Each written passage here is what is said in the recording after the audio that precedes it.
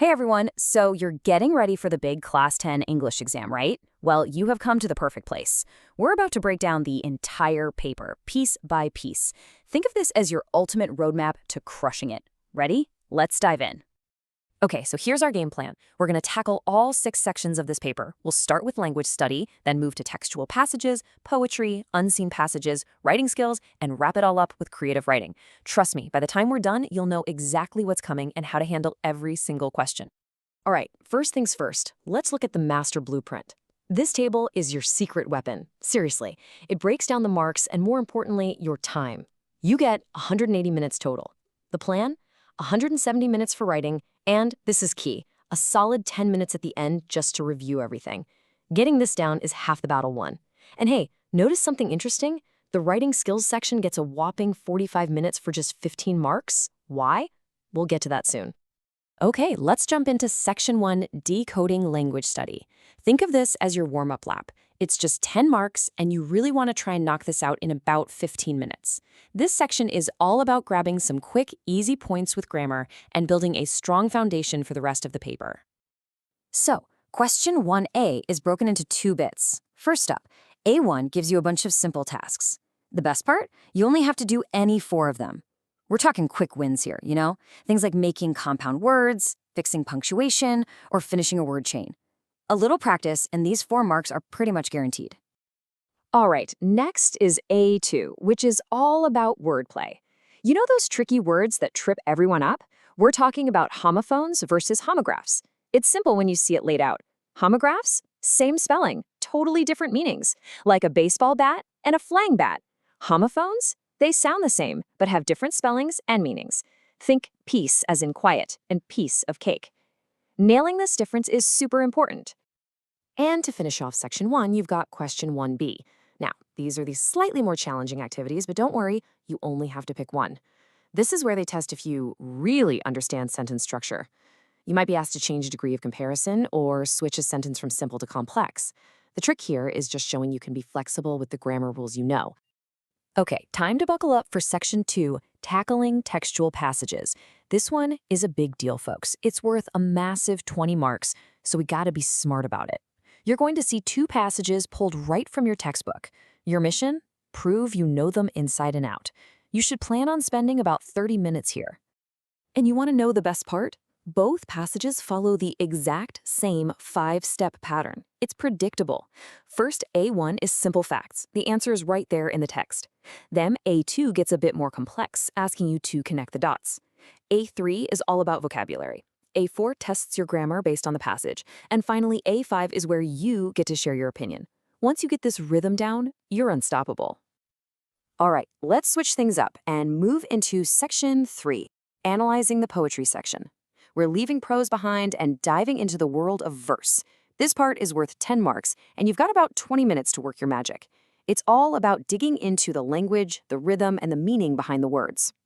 So, question 3A is your poem comprehension, and it's split into 3 little parts for 5 marks total. A1 is the easy starter, usually a true-false or a simple web diagram. Then A2 steps it up a notch with a W question, so you'll need to write a more detailed answer. And A3 is your 1-mark shot to spot a poetic device, like identifying rhyming words or a figure of speech. Next up is question 3B, Poem Appreciation. Now listen up, this is super important. This isn't just about what you feel, it's a structured task with a checklist worth 5 marks. You need to write a paragraph that hits 5 key points: title, poet, rhyme scheme, figures of speech, and the theme. And look at that. The theme or central idea is worth 2 whole marks, so spend a couple of lines on that for sure. Tick all 5 boxes, and those 5 marks are yours. All right, let's move on to Section 4, Mastering Unseen Passages. This is the real test, right? It's where you take all those comprehension skills we've been talking about and apply them to a passage you've never, ever seen before. It's worth a solid 15 marks, so give yourself a good 30 minutes here. But guess what? I've got some amazing news for you. Question 4A, the comprehension part, worth 10 marks, it follows the exact same 5-activity pattern from Section 2. No, really, simple factual, complex factual, vocabulary, grammar, and personal response. You don't need to learn anything new. You just use the same game plan on a new text. How cool is that? Okay, the second half of this section is question 4B, writing a summary. I know summaries can feel a bit daunting, but it's just a step-by-step process. Step 1, really get the main idea of the passage.